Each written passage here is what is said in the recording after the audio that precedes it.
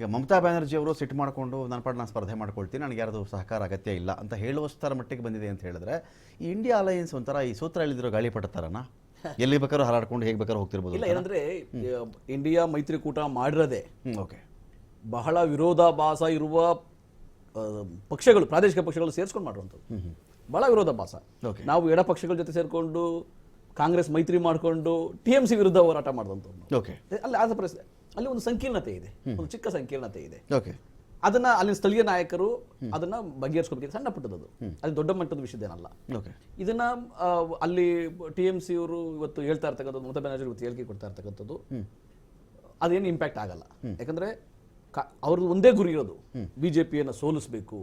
ಈ ದೇಶ 9.5 ವರ್ಷಗಳ ಏನ್ ಗ್ರಹಣ ಹಿಡಿದಿದೆ ಅದನ್ನ ಬಿಡಿಸ್ಬೇಕು.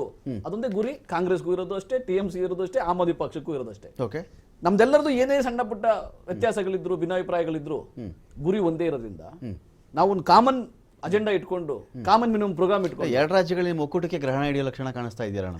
ಇಲ್ಲ, ಅದೆಲ್ಲ ಏನಾಗುತ್ತೆ. ಪಂಜಾಬಲ್ಲೂ ಅದೇ ಹೇಳ್ತಿದಾರಪ್ಪ ಅವ್ರು, ನಾವೆಲ್ಲ ಕಡೆ ಸ್ಪರ್ಧೆ ನಾವೇ ಮಾಡ್ತೀವಿ ಅಂತ ಹೇಳಿ ಭಗವಂತ ಮಾನು. ಇಲ್ಲ, ಏನಾಗಿದೆ ಗೊತ್ತಾ, ಪಂಜಾಬಲ್ಲಿ 13 ಕ್ಷೇತ್ರಕ್ಕೆ 13 ಇಂಡಿಯಾ ಮೈತ್ರಿಕೂಟ ಗೆಲ್ಲುತ್ತೆ. ಓಕೆ, ಒಂದು ಬಿಜೆಪಿ ಬರಲ್ಲ. ಇಂಡಿಯಾ ಮೈತ್ರಿಕೂಟ ಗೆಲ್ಲುತ್ತೆ. ಇಂಡಿಯಾ ಮೈತ್ರಿಕೂಟ ಗೆಲ್ಲುತ್ತೆ 13 ಕೂಡ. ನಟರಾಜ್ ಗೌಡ್ರೆ ಏನ್ ಗೊತ್ತಾ, ಮಮತಾ ಅಂದ್ರೆ ಇಂಡಿಯಾ, ಭಗವಂತ ಮಾನ್ ಅಂದ್ರೆ ಇಂಡಿಯಾ. ನಿಮ್ ಬಾಯಲ್ಲಿ ಯಾಕೆ ಬರಲ್ಲ ಇದು? ಇಂಡಿಯಾ ಒಕ್ಕೂಟದವ್ರು ತಾನೇ ಗೆಲ್ಲಿ ಬಿಟ್ರಿ. ನಿಮ್ಮ ಉದ್ದೇಶ ಏನು ಹೇಳಿ? ಕಾಂಗ್ರೆಸ್ಸೇ ಗೆದ್ದುಬಿಟ್ಟು ರಾಹುಲ್ ಗಾಂಧಿನೇ ಗೆದ್ದು, ನಿಮ್ಮ ಉದ್ದೇಶ ಏನು? ನರೇಂದ್ರ ಮೋದಿ ಅವರು ಸೋಲಿಸಬೇಕು ಅಥವಾ ಬಿಜೆಪಿ ಸೋಲಿಸಬೇಕು ಅನ್ನೋದಾದಾಗ ಮಮತಾ ಗೆದ್ರೆ ಇಲ್ಲ ಇಲ್ಲ ಹಾಗೆಲ್ಲ ಅವ್ರು ಹೇಳಿರಲ್ಲ. ನಿಮ್ ಪ್ಯಾಚ ಪ್ಯಾಕ್ ಮಾಡ್ತಾ ಇದ್ದೀರಿ ನೀವು. ಗೆಲ್ಲಿ ಬಿಡಿ ಮಮತಾ ಭಗವಂತ ಮಾನ್ ಗೆಲ್ಲಿ ಬಿಡಿ, ಭಗವಂತ ಮಾನ್ ಗೆಲ್ಲಿ. ನಾವು ಅದನ್ನೇ ಹೇಳ್ತಾರೆ, ಒಕ್ಕೂಟ ಮಾಡ್ಕೊಡೋದು ಯಾಕೆ ಹೇಳಿ? ಓಕೆ, ಗೆಲ್ಲಬೇಕು ಅಂತಾನೆ.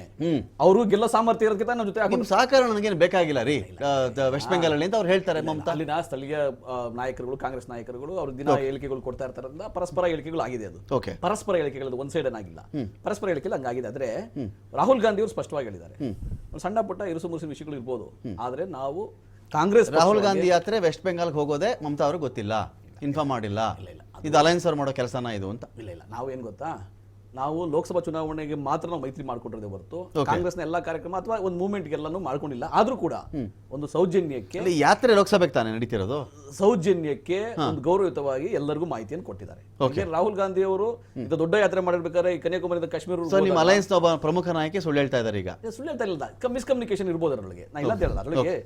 ಬಟ್ ನಾವು ಸೌಜನ್ಯಕ್ಕೆ ಅಥವಾ ಗೌರವಯುತವಾಗಿ ಎಲ್ಲರಿಗೂ ನಾವೆಲ್ಲೆಲ್ಲಿ ಹೋಗ್ತಾ ಇದೀವಿ ಅಲ್ಲಿ ಬರ್ತಕ್ಕಂತಹ ನಮ್ಮ ಪರವಾಗಿರ್ತಕ್ಕಂತಹ ಎಲ್ಲಾ ರಾಜಕೀಯ ಪಕ್ಷಗಳಿಗೂ ಎಲ್ಲಾ ಜನಸಾಮಾನ್ಯರಿಗೂ ನಾವು ಮಾಹಿತಿಯನ್ನು ಕೊಟ್ಟಿದ್ದೀವಿ, ಅಂದ್ರೆ ಇನ್ವೈಟ್ ಮಾಡಿದ್ದೀವಿ. ಶಿಲ್ಪ